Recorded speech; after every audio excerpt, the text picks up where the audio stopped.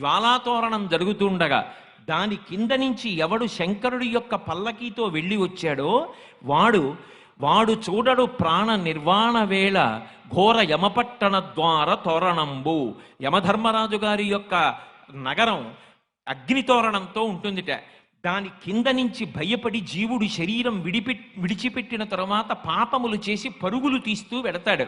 అలా వెళ్ళవలసిన అవసరం లేకుండా కార్తీక పౌర్ణమి నాడు ఎవడు శపథం చేసి స్వార్థంతో కేవలం పాపములు చెయ్యకుండా ఇక పైన 10 మంది గురించి ఆలోచించి సమాజం గురించి ఆలోచించి అందరూ నా అన్నదమ్ములు అక్క చెల్లెళ్ళన్న భావనతో త్రికరణ శుద్ధిగా బ్రతుకుతానని కోరుకుంటాడో అటువంటి వాడి పాపములు తొలగతోసి నేను అండగా ఉండి అక్కడ దూరవలసిన జ్వాలాతోరణానికి బదులుగా ఇక్కడ జ్వాలాతోరణం కింద నేను అండగా ఉండి నిన్ను తీసుకొస్తున్నాను.